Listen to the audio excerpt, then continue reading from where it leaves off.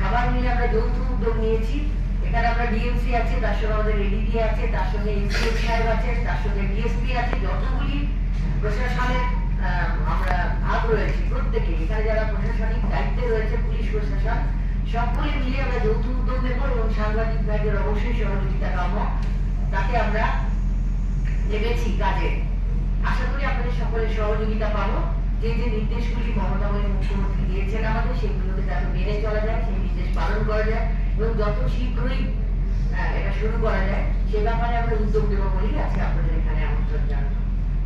মমতা বন্দ্যোপাধ্যায় আমাদের সকলকে ডেকেছিলেন, সকলকে মধ্যে সমস্ত মিউনিসিপ্যালিটি চেয়ারম্যানরা ছিলেন, কমিশনাররা ছিলেন, আমাদের বাকি যারা চেয়ারম্যান আমাদের উন্নয়ন যেমন আমাদের এডিজি চেয়ারম্যান ছিলেন, সেরকম সব জায়গায় যারা চেয়ারম্যান তারা মাননীয়।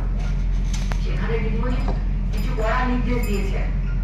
মানবিকতার দিকে খেয়াল রেখে তিনি বলেছেন যে শহরকে পরিষ্কার করতে হবে, বেআইনি দখলদারি চলবে না, যে সমস্ত অবৈধ বিল্ডিং গুলি গড়ে উঠছে সেগুলিকে থানার ব্যবস্থা করতে হবে যেগুলো অবৈধ। এই ধরনের কিছু উদ্যোগ তিনি দিয়েছেন। শহরের সৌন্দর্যায়নের সঙ্গে সঙ্গে শহরকে পরিষ্কার করতে হবে এবং যে আজকাল যে দেখা যাচ্ছে যে দখলদারি হয়ে গেছে, যে কেউ এসে দখল করে রাস্তার ফুটপাত দখল করে বসছে, ফুটপাত শুধু না রাস্তাটাও দখল করে ফেলছে। তো সেই ব্যাপারে তিনি সকলকে উদ্যোগ নিতে বলেছেন এবং অত্যন্ত কড়া নির্দেশ দিয়েছেন। রিপিটেশন একটু ডিটেইলে বলা। দেখো, শহরের জনসংখ্যা কিন্তু দিনকে দিন বাড়ছে মানে কি খুব র্যাপিড গ্রোথে বাড়ছে এবং মানে শুধু দুর্গাপুর না, সব শহরেই বাড়ছে। দুর্গাপুরে স্পেসিফিক্যালি মানে রোজগারের জন্য মানুষ কি যায়, রোজগারের জন্য যেখানে রোজগার নেই সেখানে দৌড়ে দৌড়ে চলে আসে। কিন্তু আমাদের যে পরিবেশ, আমাদের যে পরিকাঠামোটা, সেই পরিকাঠামো কিন্তু পুরোপুরি বিঘ্নিত হয়ে গেছে, পুরোপুরি। এবার একটা তো মানুষের একটা যে আমাদের যে এত লাখ লোক, অ্যাপ্রক্সিমেটলি আজকে আমার মনে হয় দুটো করে আমরা 1,10,000 লোক থাকি কম বেশি। তো সেই লোকের যে ব্রিদিং স্পেস, তাদের বাচ্চাদের যে হাঁটা চলা করার, খেলাধুলা করার, স্কুলে যাওয়ার, টিউশন যাওয়ার যে রাস্তা, তাদের বড়দের বয়স্কদের বাজারে যাওয়ার যে রাস্তা, এত গাড়ি দিন দিন বেড়ে গেছে, রাস্তা তো তাদের জন্য। তো সব মিলে আমি আবারও বলছি, সব মিলে কিন্তু শহরের অবস্থা খুব অতি মারাত্মক। এবং আবারও বলছি, শুধু আমাদের শহর না, সব অনেক শহরেরই অবস্থা এরকম খারাপ। আবার কোনো শহর কিন্তু খুব মেনটেন করে। তোমরা নিউ টাউনে যাও, একই শহর, একই কলকাতা, দেখো আলাদা চেহারা।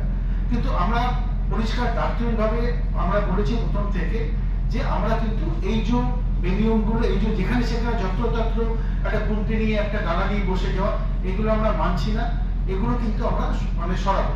দেখো, বেকারত্ব আছে, বেকারত্ব থাকবে, কিন্তু তার মানে এই না যে যেখানে সেখানে আমি একটা জোগাড় নিয়ে একটা বসে গেলাম এবং তার থেকে হয়তো অন্য কেউ তার থেকে কেউ কিছু কমিশন নিল বা ভাড়া নিল। সরকারের কিন্তু তার থেকে কোনো আয় নেই। এবং সেখানে শুধু তাই না, সেই জায়গাটাকে তারা এত অপরিচ্ছন্ন রাখে যে তার সঙ্গে আরো অনেক মানে ড্রেন ক্লিন হয় না, সেই তাদের জঞ্জালের জন্য, তাদের জন্য ইঁদুর হয়, মাছের একটা অস্বাস্থ্যকর পরিবেশের সৃষ্টি হয়। এবং তাদের এই জ্ঞানভূমিটাও নেই যে তারা যদি করো সেই জায়গাটাকে একটু পরিষ্কার রাখার ব্যাপার তাদের মেনটেন করা উচিত। তো এনিহাও আমরা কিন্তু এই পরিচ্ছন্নতার ব্যাপার নিয়ে মানে সামগ্রিক পরিচ্ছন্নতার জন্য একটা কমপ্লিট প্রশাসনিক উদ্যোগ, এবং এতে সবাই আছে। এতে এডিডিএ যেমন আছে, দুর্গাপুর মিউনিসিপ্যাল কর্পোরেশন আছে, ডিপিএল আছে, ডিএসপি আছে। ডিএসপি ওদের আসার কথা ছিল এখানে, কিন্তু একদম হঠাৎ করে জায়গাটা চেঞ্জ হয়েছে বলে আসতে পারলো না। কিন্তু দেয়ার উইথ আস। এমন না এতদিন কেউ তো মানে কেউ ডাকাতি করে, আমরা যদি নদীয়াতে ডাকাতি করতে ফলো করলে মুর্শিদাবাদে চলে যেত, ওখানকার ডিস্ট্রিক্ট আলাদা।